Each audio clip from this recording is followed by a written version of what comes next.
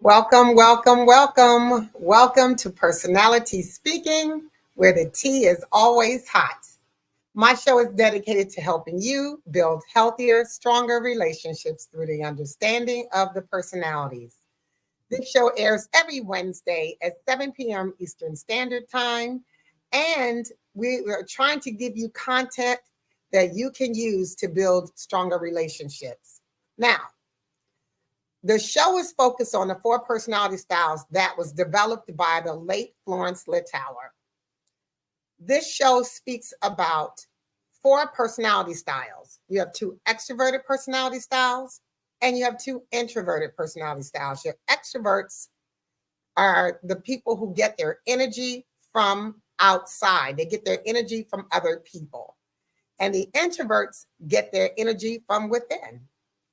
Now, let's talk about the extroverts. You have the popular sanguine and the powerful choleric. The popular sanguine is just that, very popular. Most people know them because they're friendly and bubbly and energetic and outgoing.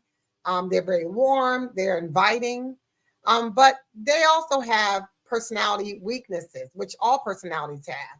And some of the weaknesses are they're flighty and they talk too much and they're very forgetful, just to name a few. Then you have the powerful choleric. The powerful choleric personality is a born leader. It's a mover and a shaker. They get more things done in the morning than most of us get done all day. They're a strategist. You can count on them to get the job done. However, they have weaknesses as well. They can be very domineering and overpowering and overbearing, controlling, and they can also be a bit rude, even if they're not trying to be. So those are your extroverted personality styles. And then your introverted personality styles are the perfect melancholy and the peaceful phlegmatic. The perfect melancholy is a deep thinker, compassionate, caring. They care about people, not just in their own tribe, but they care about the world at large. But they can also be highly critical of themselves and others. They could be a little manipulative and prone to depression. And then you have the peaceful phlegmatic. That's your fourth and final personality style and your second introverted personality style. And that personality style is a kind and generous and dependable, cool, calm, collected personality style. They get their, they tend also to have some negative traits, and some of the negative traits they have is that they're uninvolved and disinterested, and they could just be non-confrontational. So that's just a brief overview of the personality styles. If you want to know more about them, you can go to my website, Beyond Two. It's the same as the sign behind me, beyond2llc.com. We'll give you a little bit more about that.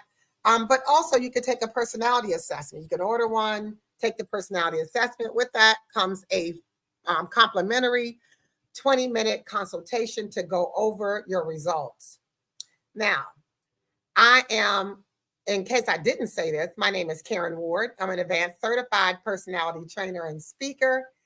I am the author of the book, Couple for Life, Overcoming Personality Differences in Marriage.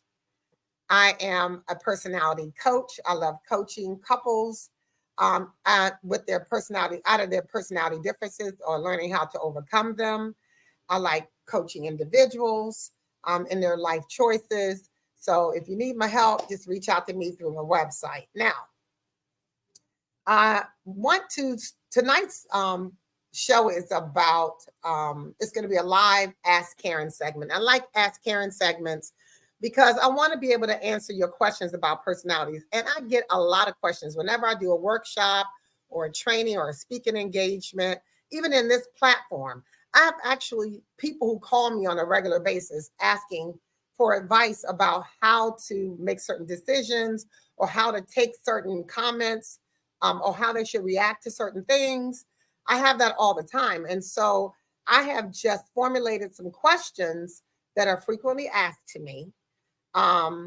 of me, and decided that I'm going to answer those. But I'm also going to answer any live questions that you have. So please put them in the chat, and I'll be happy to answer them for you tonight on tonight's segment. Tonight's segment is entitled balanced partnerships, overcoming personality differences in relationships.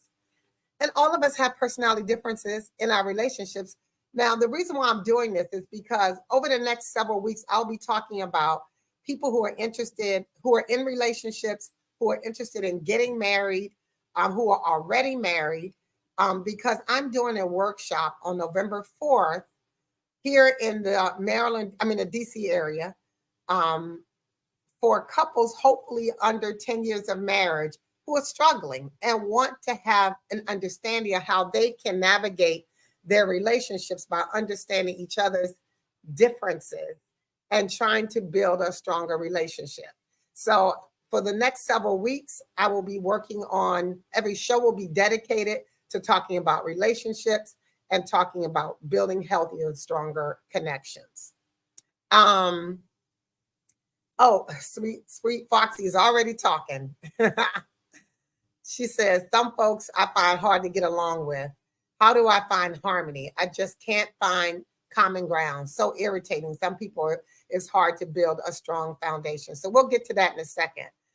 Before we get into the crux of the show, I want to talk a little bit about, apologize a little bit because I knew I was going to have, I said I was going to have the content for the upcoming workshop by last weekend, but we've had a death in our family. We actually buried a young cousin, rest in heaven, Erica, yesterday.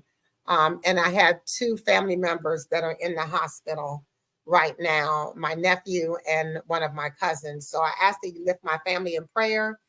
But I'm a little slower in getting some of my content out, and I apologize for that. Even next week's show, I don't have it on deck yet, and that's because of some of the things that we're going through right now.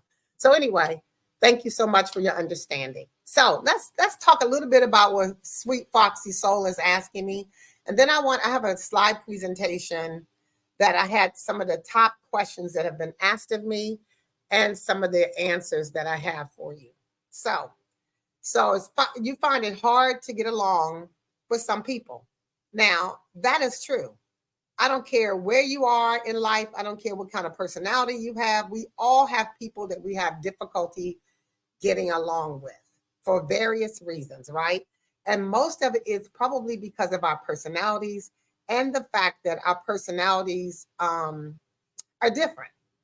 And so we see other people by the lens of our own personality. And because we see people by the lens of our own personality, we don't always see things from their perspective. And that's really kind of what the gist of my show is about, is trying to get you to see through other people's lenses so you can adjust your attitude, your behavior, your communication, because you can't change other people. I always say that. Stop trying to change other people. You can only change yourself or your desire to change, because sometimes even change for yourself is hard. I'll give you an example of that. If you're a person that tries to stop smoking and you can't stop smoking, you want to stop smoking. You have a desire to stop smoking, but change is hard. And so sometimes you have to surrender that change to your higher power, I call God, and say, okay, I want this change to happen, but it's bigger than me. So what can I do? But anyway, back to her question. So some of the reasons why we have a difficult time is because we just don't understand others. And so I'm hoping that through a lot of the content that I share is that you will get understanding. You will get to understand and see other people the way they were hardwired. Okay. And I know it can be irritating, Sweet Foxy. And it's hard sometimes find a middle ground. But one of the ways you find a middle ground is by extending grace to others. Like not always worrying about your point of view or being right about a situation, even if you are right. Like, I have a girlfriend that says, if you know you're right, what's the purpose of having an argument or having a discussion? What would be the purpose of that? And sorry. So you just might as well just know that you're right and move on. Why argue the point if you already know it? So if you're trying to find common ground, one of the ways is to extend the grace to someone, right? Another way to do that is to surrender your will for God's will. That's another way, because and I tell people all the time, this show is not a Christian show, but I'm a Christian. So what I believe is going to come through. Okay. So one of the things I believe is a scripture that says, it says, as far as it depends on you. No, it says, oh, I love the scripture and I always mess up the beginning. The gist of it is, as far as it depends on you, need to be at peace with all men, right? And I always forget the very beginning. But that scripture means that we're not going to always be at peace with everybody. Even if you try to be at peace, somebody may not want to be at peace with you. And it's okay, because not everybody is going to be able to, not everybody's going to like you. Not everybody's going to want to be in a relationship with you. Not everybody wants to be friends with you for various reasons, for a multitude of reasons. But as far as it depends on you, so what you can do, and in this question, one of the things you can do is decide that I'm not going to be angry. I'm not going to be irritated. That's a decision you can make. And you can say, I seek to understand rather than being understood. That's another saying I say all the time. Seek to understand rather than being understood. Because when we seek to understand, we get something. We already know what we're thinking. We already know how we feel. So what do we get from that? We don't grow or change or evolve from that. We change and grow and evolve from seeking to understand, and then listening, actively listening, and understanding. So anyway, so let me get to the slide presentation. And if I haven't said this, if you haven't already clicked on the subscription button, please do so. Please comment whatever comments, questions you have. Please share the content if you think it's of value to you or would be of value to anyone else. Please share the content with them so that, so that they will be able to get the information as soon as we air. I love live interaction. I love for people to be able to communicate. Also, if you feel like you have something relationship worthy that the show would benefit from and you would like to be on the show, reach out to me on my website, beyond2llc.com. I'll put it in the chat. That's BEYONDTWOLLC.com. And we'll see if it's something that we can talk about, and you'll bring your expertise and I will bring the personality, and we'll have a good old time here. So let's talk about personalities and relationships. I love having quotes whenever I do something. And this quote says, affection is when you accept someone's strengths. Love is when you accept someone's flaws.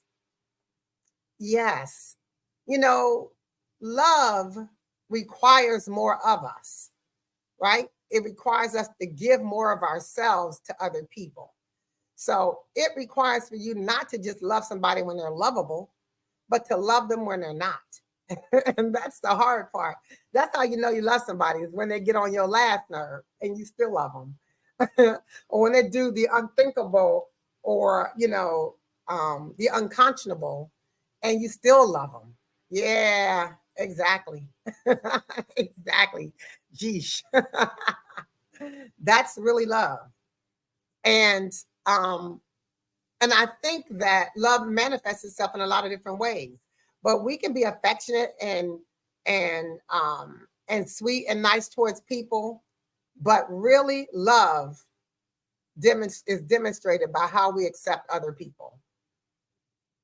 All right, so let's talk about the first question I have all the time. What's the number one reason for divorce? And the answer is there for you. Selfishness.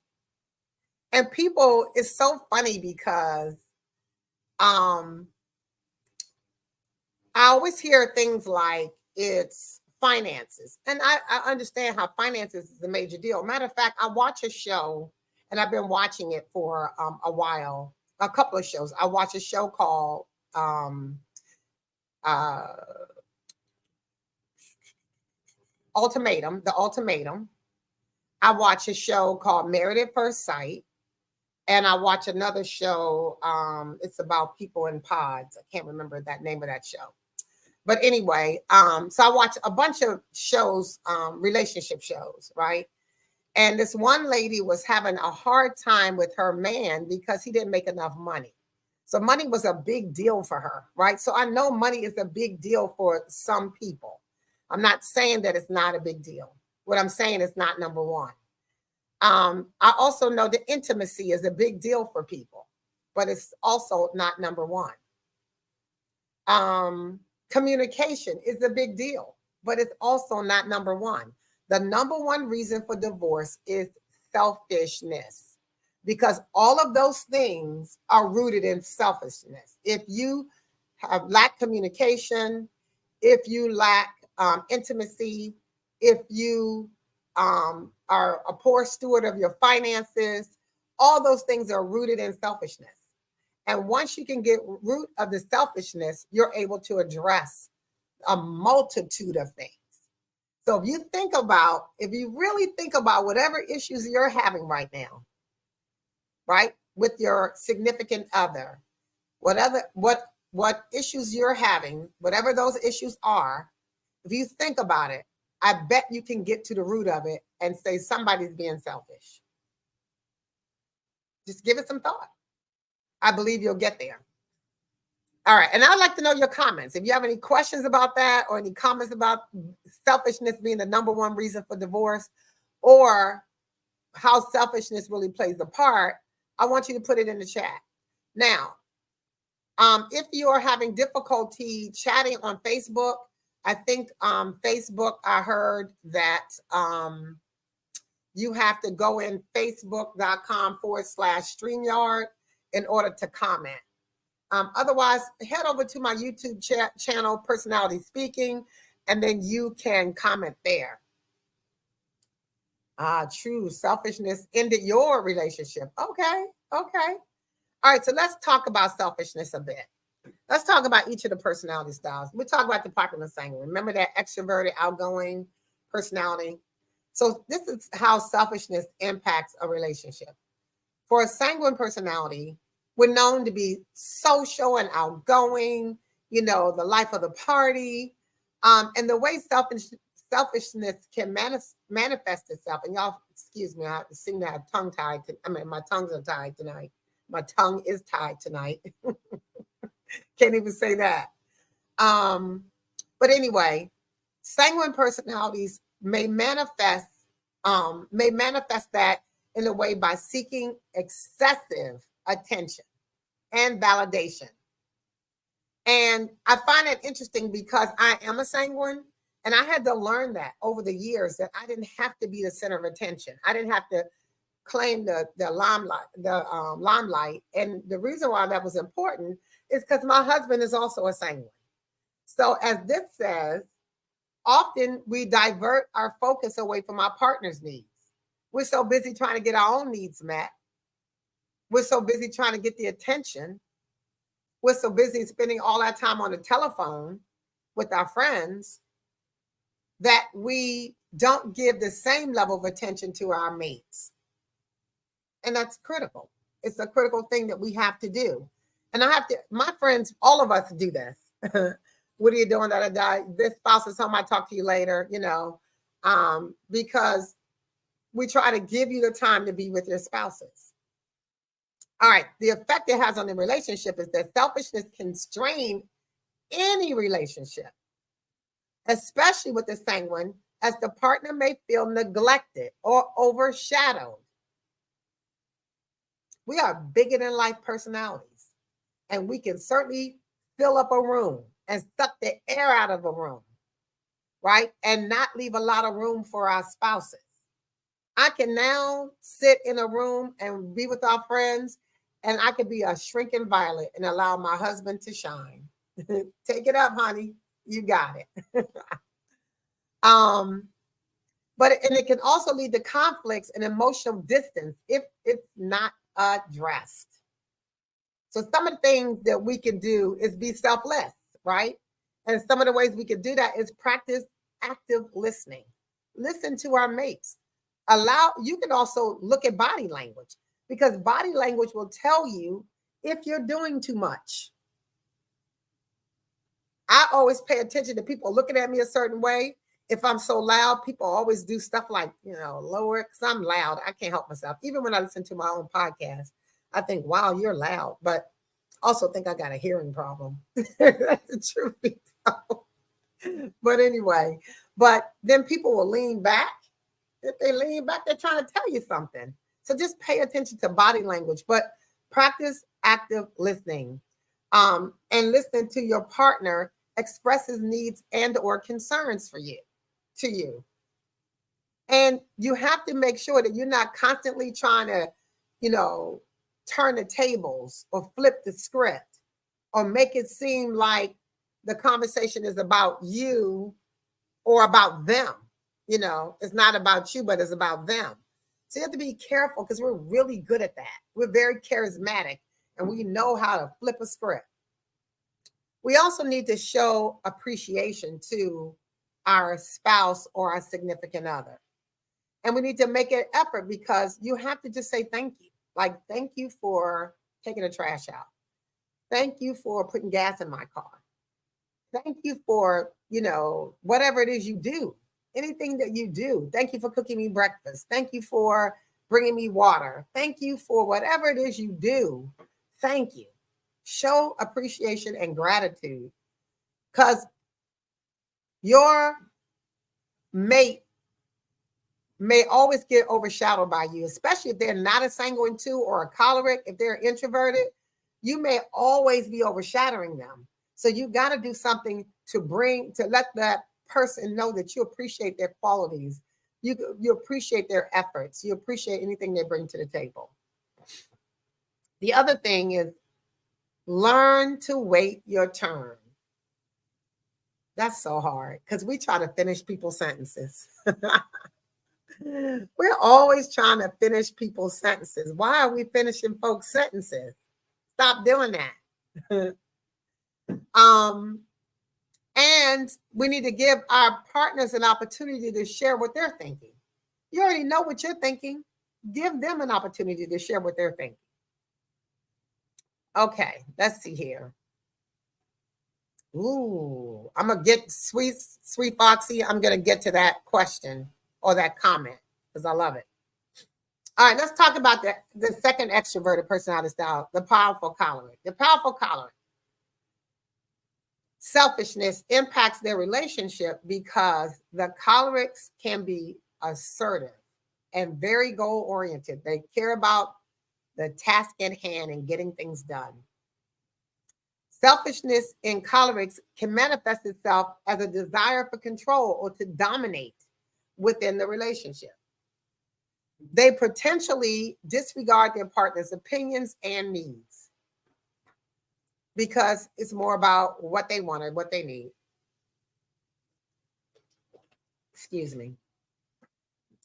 So you got to be careful as a choleric, because cholerics are just such a take control personality style. Get it done and make things happen, a mover and a shaker, right? And if you are an extroverted personality style and you possess the cholerics tend to hurt other people's feelings, because they just say exactly what's on their mind. And they know what they're saying is right, but doesn't mean it's nice. It doesn't mean that it's necessary to be said. Everything you think, you don't have to say. And everything you think, you don't have to say abruptly or bluntly or in a curt and abrasive way, which tends to happen with a choleric. And listen, I'm not preaching to the choir. I'm a part of the choir, because I am secondary choleric. And I have to catch myself all the time and apologize all the time, because I tend to just say stuff like, whatever it is I'm thinking. Yeah, but that's not what I was going to do. Well, because I don't want to. I'm just saying things and not thinking about the tone. And it's really because it's disrupting what I want to do or what I'm thinking or what I want to say. And then I just snap. And I don't mean to be snappy. I hate that about me.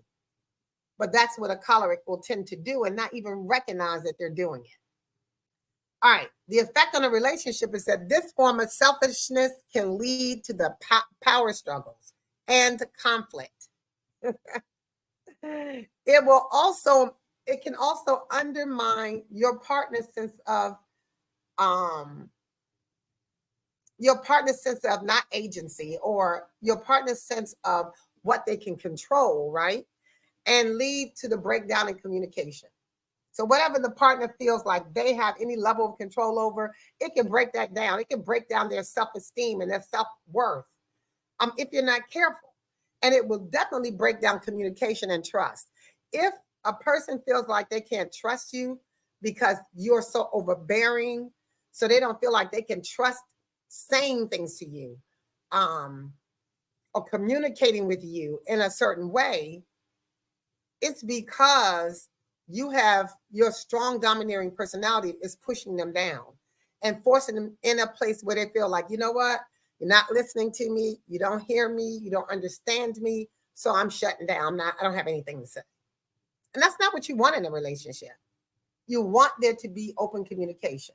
But that's what the kind of thing that selfishness can do, right? If you're selfless, you'll practice some empathy for your mate. You'll practice some empathy. You'll make an effort to understand your partner's perspective and feelings, even if they're different from yours. And a lot of times they are. That's why we have conflict, is because it's a difference of opinion. It's a difference in personality. It's the lens by which we view the world. It's the way I see things, right? It's the way my personality was shaped by my experiences. So my perspective will be different from yours sometimes. I mean, if we married each other or we're in a relationship, we have some things in common for sure. But we also have things that will be different. And it's okay to be different. It's okay to be different. All right. The other thing is try to share some control. It's so hard for a choleric to relinquish control over everything. Like they want control over everything. And I have grown. I think being in ministry and being in business has allowed me to grow, because I was the kind of person that felt I was afraid, honestly. I was afraid to let go. I was afraid to relinquish control because I wasn't trusting. And I didn't think I wasn't a person that didn't trust people.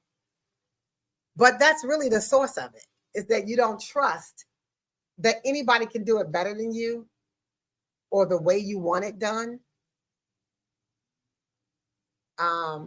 It's a lack of trust. Wow. Look at this. Sweet Foxy said, I didn't realize I had controlling tendencies until I started watching your content. Woo, it took me some years, and I teach the content to see it in my own self. So, hey, I got you. Excuse me. If you share control, you will avoid dominating decision making. So it won't be one-sided, lopsided decision making, which this will allow your partner to feel like they have a say, not just in important matters, but in all matters. They should be able to have a say in what's happening in your relationship. You should not hear about it secondhand. I watched another show I was watching about relationships, Love and Marriage Detroit. And there's one husband on that show that he was just making all these random decisions and then tell his wife after he made the decisions. And I'm thinking, what are you talking? Why would you do that? And, he made, one decision he made to go to the School of Divinity. And I think if God has called you to do something like that, that's amazing.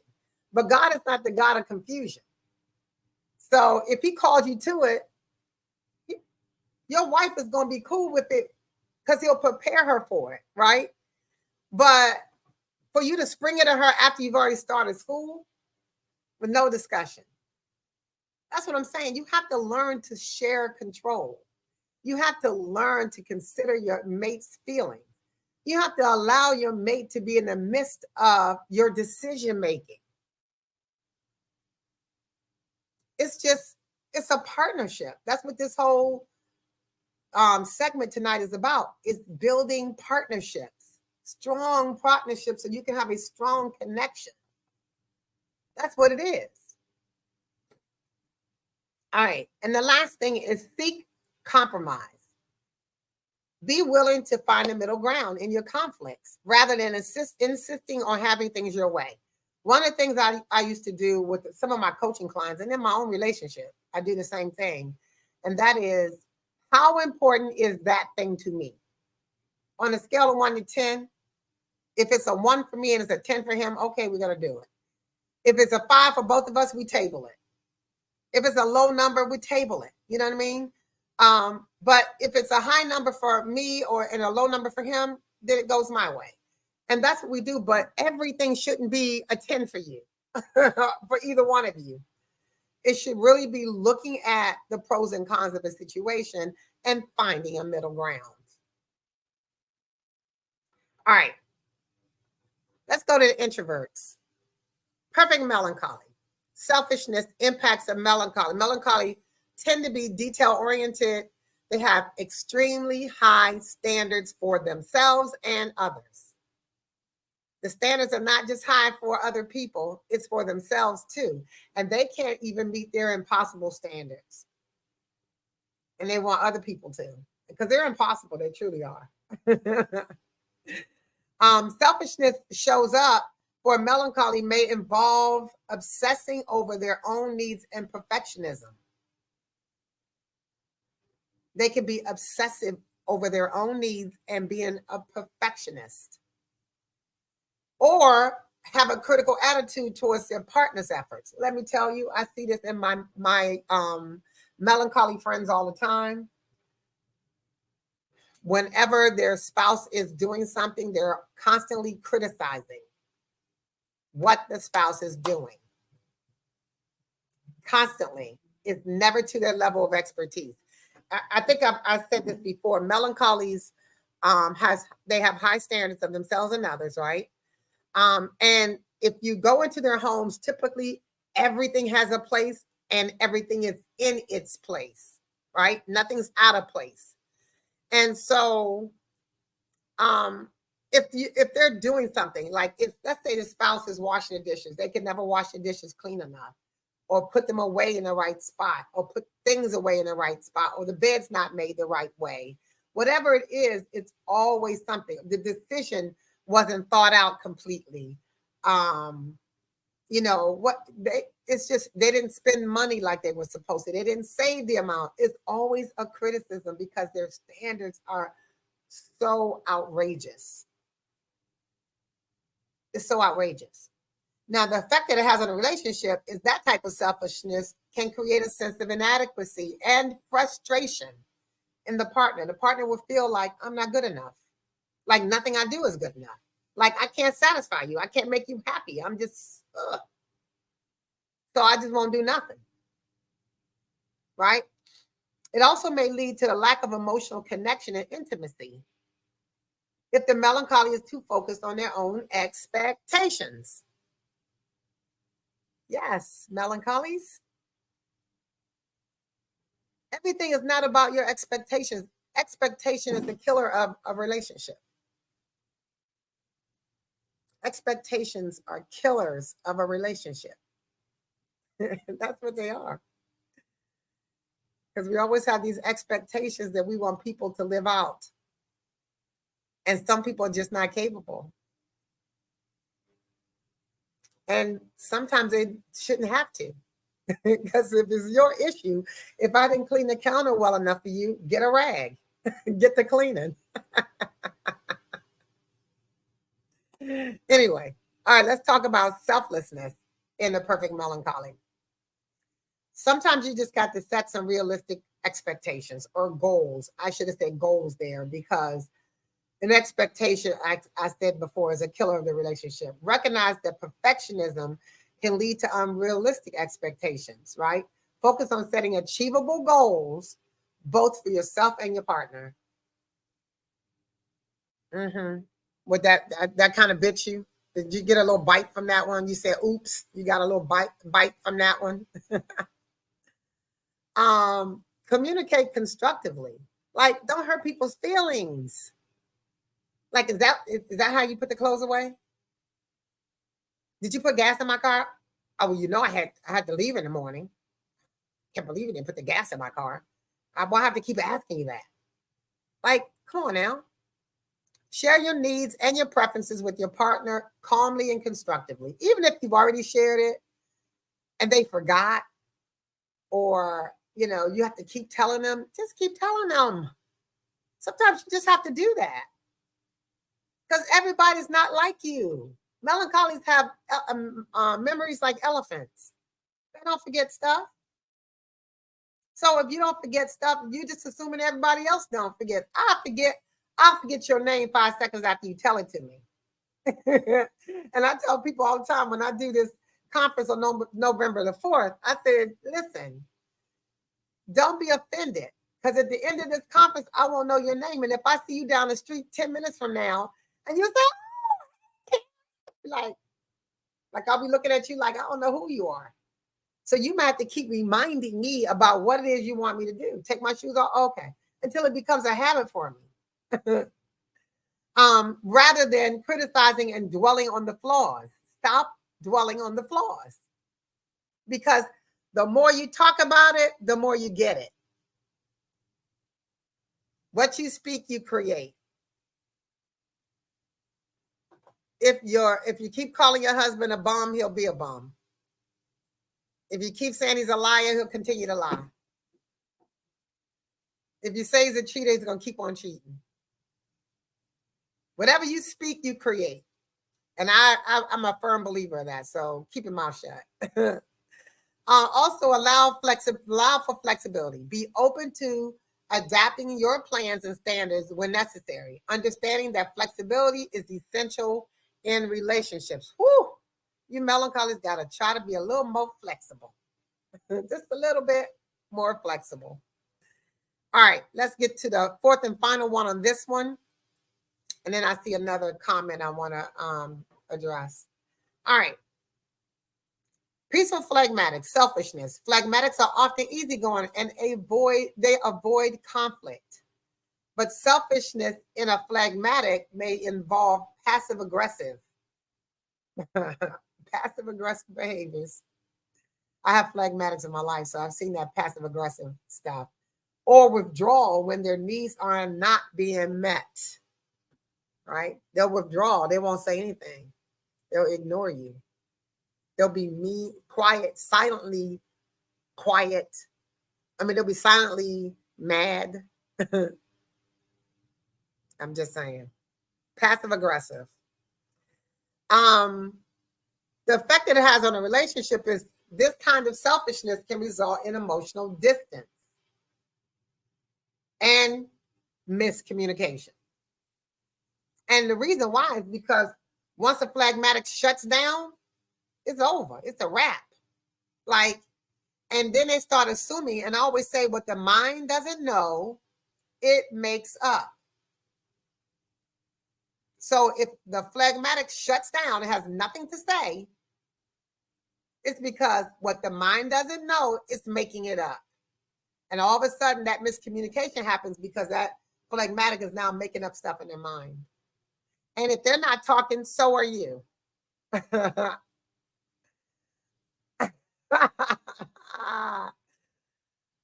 My phlegmatic says I'm making the phlegmatic stuff up. Laugh out loud.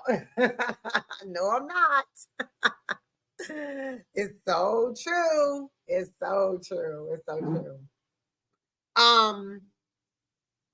The partners may feel frustrated by the lack of openness and vulnerability in the relationship because, as I said, the phlegmatic was shut down and won't be open and won't communicate because it's hard enough for them to communicate in the first place.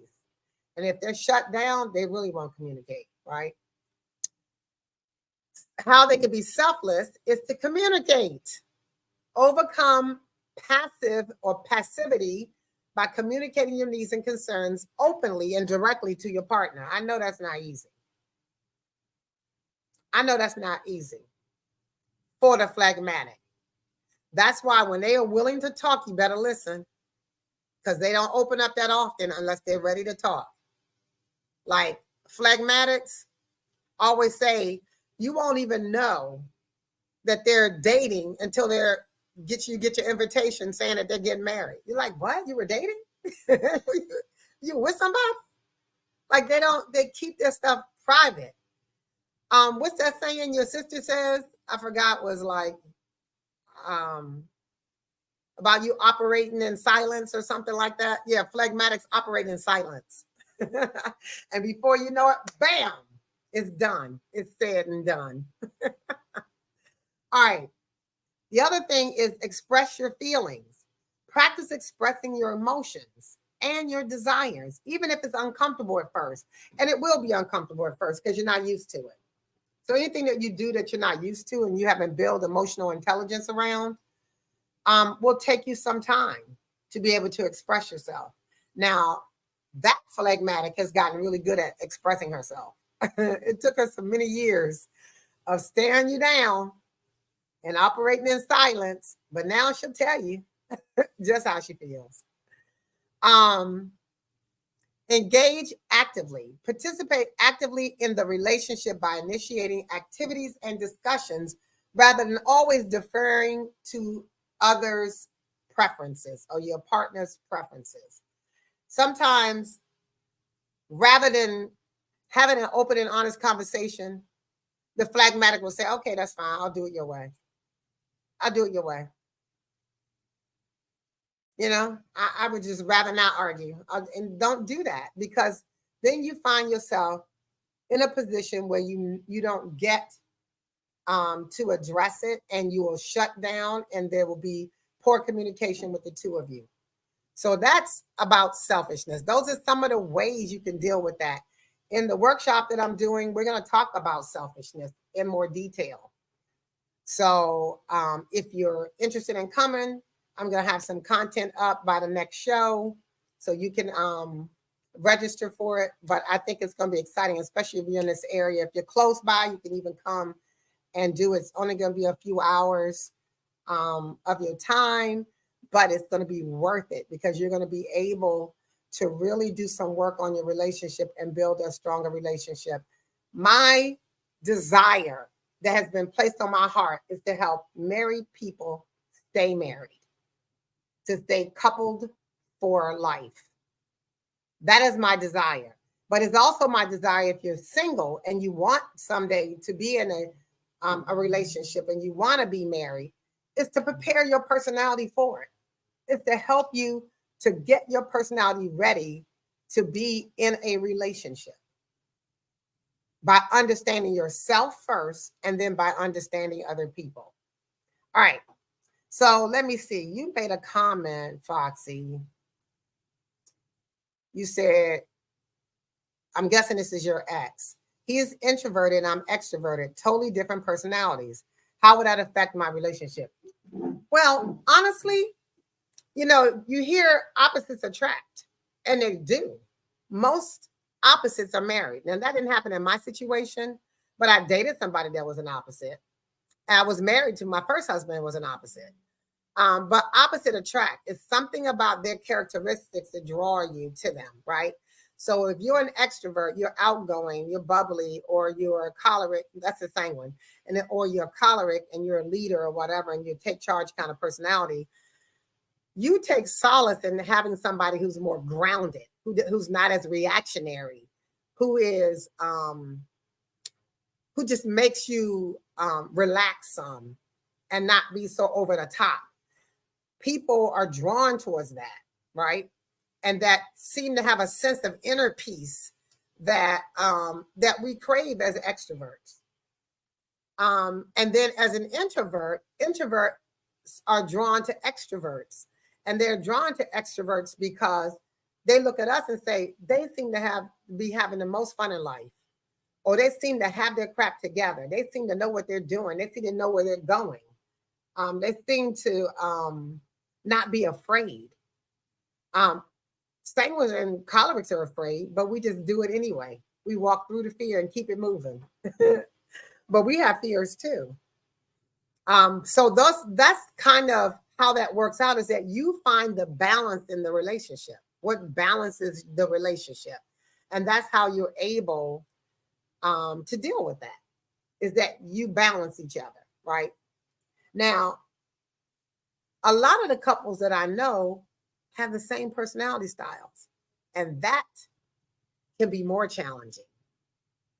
I mean, you will be surprised. Like, some of the things will be great. Like, if you're both introverts, then you might like the same kind of activities. Like, you may be okay with not having a lot of company, or having small dinner parties or small events. Reading, relaxing, laying on the beach, taking, spending time alone together. You may like those things. So those are some of the things that having the same introverted personality styles may afford you. But at some point, you might look at each other and go, I'm bored. Like, I need some excitement. I want something different. And the introverts tend to be more status quo, right? Now, the extroverts, when they're together, they can be very exciting. And they, maybe loving to travel and having company over and stuff like that. But that can also cause conflict, because, we tend to not be caring about finances and spending a lot of unnecessary money and not saving for the future. And that can cause a strain on the relationship. So there are various things that can cause a strain on a relationship, whether you have the exact same, you have the same personality styles in terms of introvert and extrovert, or if you're opposites from each other. Every type of personality can have its challenges based on your understanding of your personality, or your lack of understanding of your personality and the personality of your mate. So I hope that answered your question. All right, let's see here. How much time do we have? We have 10 minutes. Do you want me to do another one, or answer? I'll answer another question. Oh, wait a minute. Hold on. Oh, his personality changed over the course of our long-term relationship, 25 plus years. If why the drastic changes, can't figure it out. Changes can happen for a multitude of reasons. First of all, your personality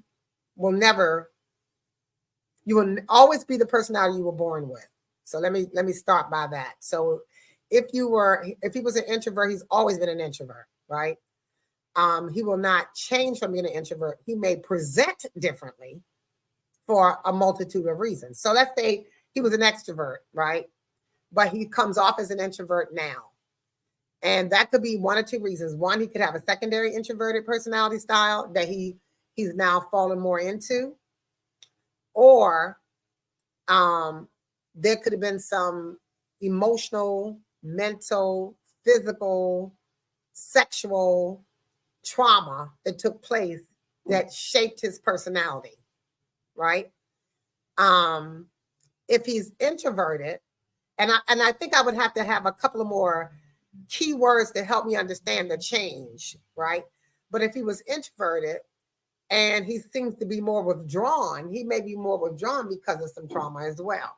But if he's introverted and he became extroverted, that will be interesting to me, because if he's a phlegmatic, he can mimic all the other personality styles and therefore look like he's an extrovert, but really is not. So, Foxy, if you have, a couple of other, like tightening up that question a little bit, then I can probably answer it a little bit better. But anyway, so let's do one more, and I'm going to finish this up next week. Let's talk about number 2 question. How can understanding personality differences help couples navigate conflicts and disagreements more effectively? Whew, you're welcome. Okay. Conflict resolution. For the sanguine, We are very social. We're very expressive. We're very over the top, big personalities. So our partners should really allow us to be able to talk and share our feelings during conflict. And because we'll tell you how we feel, just give us an opportunity. Sometimes you can't take it personally. Okay. So when we're telling you how we feel, we're very dramatic, for lack of a better word. It says expressive. That's what I say, expressive, but dramatic, we can be that too. We can be very loud. We can sound like we're screaming or arguing. We sound like we're yelling, but really we're loud anyway. So when we're talking, our normal tone is loud. So it always sounds like we're screaming. So if we have any passion that goes along with that, it really sounds like we're screaming. But you have to allow us to be able to communicate and to share what we're thinking and what we're feeling. And for the conflict resolution, the way we resolve our conflict is through open dialogue, right? And being able to express our affections, right? So we're huggers, we may cry, we may do whatever to express how we feel, but we need you to understand that it's just the way we communicate and don't take it personally. And I have been trying to do that over the 30 years that I've been married almost. All right. Managing emotions. Sanguines may need some reassurance and empathy during conflicts to manage their emotions effectively. We just need to know that you hear us, right? We need you to hug us. We need you to understand where we're coming from, at least attempt to understand where we're coming from. Sometimes you guys don't get us, and it's okay, but make an attempt to understand us. And balancing the needs. Partners can acknowledge sanguine's need for attention and excitement by finding other things for us to demonstrate that, right? Other than the way we do, which is off the chart sometimes. So it's just helping us to balance what our needs are. We need some excitement. We need some fun. We need you to help us to have fun in ways that are appropriate, right? And it's not doesn't cause conflict. All right. Powerful cholerics. Powerful cholerics. The way they can avoid conflict, or they can improve communication and conflict, is by recognizing that cholerics are very assertive. Some people might say aggressive, but I say assertive. It helps to communicate assertively and with clear and concise points. In other words, when you're talking to us, we're going to talk to you in bottom lines. A, this happened. B, this happened. C, this happened. What you going to do about it? Well, A, I'm going to do this. B, I'm going to do that. C, I'm going to do that. We're clear. We're concise, to the point, right? We need you to do the same way with us. If you're going to communicate with us, don't give us 10,000 details. Give us the points. If we want more, we'll ask you, right? So that's the best way to do it. And the way to manage emotions is cholerics appreciate partners who don't escalate the conflict. Like, because we can escalate all by ourselves. And we look at an escalation as a challenge. And that's not how it should really be addressed. So don't escalate conflicts emotionally. Just focus on the solution. So in other words, we shouldn't be looking at each other. We should be looking at the problem. If the problem is money, let's look at the problem, which is money, not how each other, you just waste money, you da-da-da. Stop pointing fingers and say, the problem is we need more money. What is the solution and how can we get there? Right. All right. The managing emotions. Cholerics may appreciate partners. Oh, I already did that. Balancing needs. Partners can recognize cholerics' desire for control and involve them in the decision-making process. If you already know we got a control, issue with control, then we just need for you to just work with us, and we will work with you as a partner. As in our relationship, we should take control together. We exercise control together. We look at each other's point of view and we balance it together. Okay? All right, next. Powerful melancholy. I'm sorry, the perfect, I should say perfect melancholy. Perfect melancholy. The perfect melancholies are detail-oriented. So your partners present their arguments with well-organized facts and data. And let me tell you something. The worst thing you can do with a melancholy is come to them and you don't have facts and you don't have data to support. I have a melancholy child. Don't you try to talk to her and you don't have your facts together, because she will give you in 1942 at 12:52 p.m. This happened and that's how it happened, and where are your facts?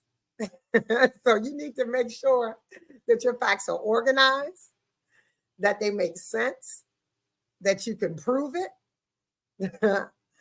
Otherwise, you lost the battle before you got started, okay?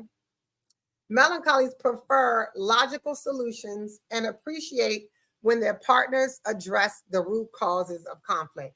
And the reason why melancholy needs you to address the root causes of conflict is because they're deep thinkers, right? They're deep thinkers. I don't know what 19.2 means. I don't know what that means. But anyway, they're deep thinkers.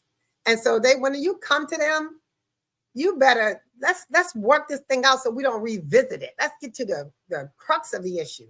Let's get to the root of it so we don't have to keep going back to the same thing over and over again. All right, balancing their needs. Understanding the fact that they have perfectionist tendencies, the partners can offer support and encouragement. Yeah, baby, it's going to be okay. We may not get to that point, but we're going to get where we need to be. Don't worry about it. We're going to be fine. I have your back. I got you. I support you. Oh, right. She said 19.2 seconds with the facts when describing my daughter. That's right. In 19.2 seconds, you better have those facts. So true. So true. Woo! You better come correct or they'll shoot you down. All right. Peaceful phlegmatic.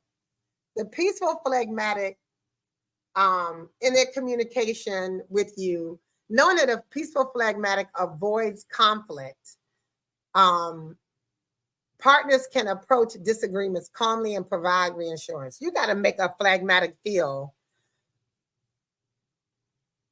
like they're able to communicate with you. If you're aggressive with them, they'll shut down. If you're not listening to them and they're trying to explain something to you, they'll shut down. If you bog them down with too many details, they'll shut down. And they don't like a lot of questions. So when they are willing, you have to make them feel secure enough to be able to communicate what they're thinking and feeling, right? Reassure them that it's going to be okay. And then they'll open up more to you. But you got to allow that to happen. Otherwise, it's a wrap for them. Conflict resolution. Phlegmatics may seek compromises and harmony, valuing a peaceful resolution. Now, the problem with that can be is that even though the phlegmatic will seek to compromise, some spouses of that phlegmatic will seek to try to manipulate because they know that spouse would rather compromise than be right or have conflict. Okay? So you have to be careful with that. Managing emotions. Phlegmatics may find comfort in partners who are understanding and non-confrontational. Didn't I say that? Don't confront them. Don't push them.